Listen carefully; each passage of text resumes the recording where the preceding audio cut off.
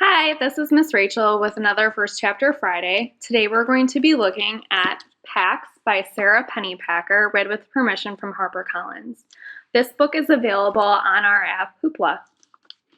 I really love this book because it is told from the point of view of the main character, the boy, Peter, but also from the viewpoint of the fox, which is really interesting because it's not making the fox like a little kid character, but you're really thinking about what a real fox would think. So it's kind of cool. And so this boy, Peter, found the fox as like a little teeny tiny baby kit in his backyard, and he decided to rescue it. So now the fox is its pet, and he lives with his dad, and his dad is not very nice. He doesn't really like his dad that much, and one day his dad announces that he is enlisted in the military and needs to leave, and Peter is going to be sent to live with his grandfather, who is even more mean. And so Peter doesn't really want to go, and he especially doesn't want to go when his dad says that he needs to get rid of the fox. So his dad makes him drop off the fox in the forest, and this is the story of how the two of them try to get back together. I love this book. This book also has some illustrations, so you can see the fox on the side of the road.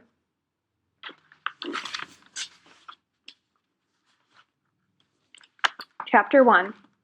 The fox felt the car slow before the boy did, as he felt everything first, through the pads of his paws, along his spine, and the sensitive whiskers at his wrists. By the vibrations, he learned also that the road had grown coarser. He stretched up from his boy's lap and sniffed at threads of scent leaking in through the window, which told him they were now traveling into woodlands.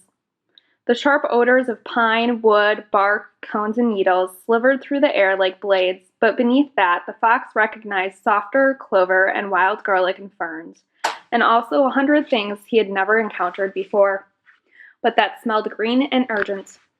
The boy sensed something now, too. He pulled his pet back to him and gripped his baseball glove more tightly. The boy's anxiety surprised the fox. The few times they had traveled in the car before, the boy had been calm or even excited. The fox nudged his muzzle into the glove's webbing, although he hated the leather smell. His boy always laughed when he did this. He would close the glove around his pet's head, play wrestling, and in this way the fox would distract him. But today the boy lifted his pet and buried his face in the fox's white ruff, pressing hard. It was then that the fox realized his boy was crying. He twisted around to study his face to be sure. Yes, crying, although without a sound, something the fox had never known him to do. The boy hadn't shed tears for a very long time, but the fox remembered. Always before he had cried out as if to demand that attention be paid to the curious occurrence of salty water streaming from his eyes. The fox licked at the tears and then grew more confused. There was no scent of blood. He squirmed out the boy's arms to inspect his human more carefully, alarmed that he could have failed to notice an injury, although his sense of smell was never wrong. No blood, not even the underskin pooling of a bruise or the marrow leak of a cracked bone, which had happened once. The car pulled to the right, and the suitcase beside them shifted. By its scent, the fox knew it held the boy's clothing and the things from his room he handled most often, the photo he kept on top of his bureau and the items he hid in the bottom drawer. He pawed at a corner, hoping to pry the suitcase open enough for the boy's weak nose to smell these favored things and be comforted. But just then the car slowed again, this time to a rumbling crawl. The boy slumped forward, his head in his hands. The fox's heartbeat climbed and the brushy hairs of his tail lifted. The charred metal scent of the father's new clothing was burning his throat. He leapt to the window and scratched at it. Sometimes at home his boy would raise a similar glass wall if he did this. He always felt better when the glass wall was lifted. Instead, the boy pulled him down onto his lap again and spoke to his father in a begging tone. The fox had learned the meaning of many human words, and he heard him use one of them now. No! Often the no word was linked to one of the two names he knew, his own and his boy's. He listened carefully, but today it was just the no pleaded to the father over and over. The car juddered to a full stop and tilted off to the right, a cloud of dust rising beyond the window. The father reached over the seat again, and after saying something to his son in a soft voice that didn't match his hard lie scent, he grasped the fox by the scruff of the neck. His boy did not resist, so the fox did not resist. He hung limp and vulnerable in the man's grasp, although he was now frightened enough to nip. He would not displease his humans today. The father opened the car door and strode over gravel and patchy weeds to the edge of a wood. The boy got out and followed. The father set the fox down, and the fox bounded out of his reach. He locked his gaze onto his two humans, surprised to notice that they were nearly the same height now. The boy had grown very tall recently. The father pointed to the woods. The boy looked at his father for a long moment, his eyes streaming again, and then he dried his face with the neck of his t-shirt and nodded. He reached into his jeans pocket and withdrew an old plastic soldier, the fox's favorite toy. The fox came to alert, ready for the familiar game. His boy would throw the toy, and he would track it down, a feat the boy always seemed to find remarkable. He would retrieve the toy and wait with it in his mouth until the boy found him and took it back to toss again. And sure enough, the boy held the toy soldier aloft and then hurled it into the woods. The fox's relief, they were only here to play the game, made him careless.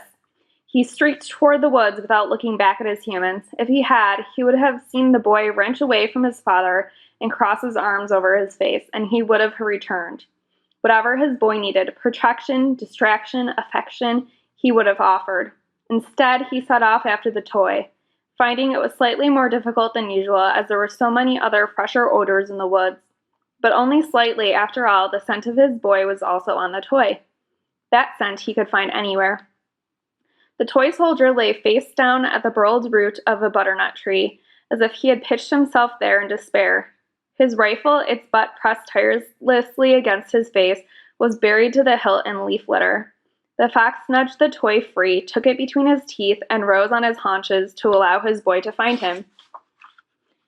In the still woods, the only movements were bars of sunlight glinting like green glass through the leafy canopy. He stretched higher. There was no sign of his boy. A prickle of worry shivered up the fox's spine. He dropped the toy and barked. There was no response. He barked again and again, was answered by only silence. If this was a new game, he did not like it. He picked up the toy soldier and began to retrace his trail. As he loped out of the woods, a jay streaked in above him, shrieking. The fox froze, torn.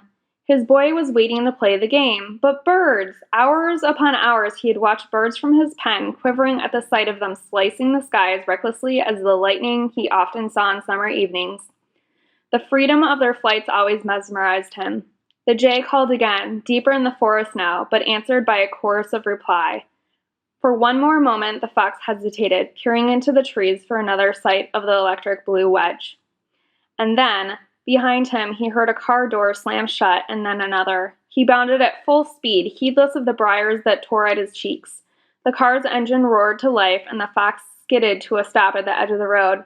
His boy rolled the window down and reached his arms out, and as the car sped away in a pelting spray of gravel, the father cried out the boy's name, Peter! And the boy cried out the only other name the fox knew, Pax! So I hope you read the rest of this book. It is so good. Thanks. See you next week.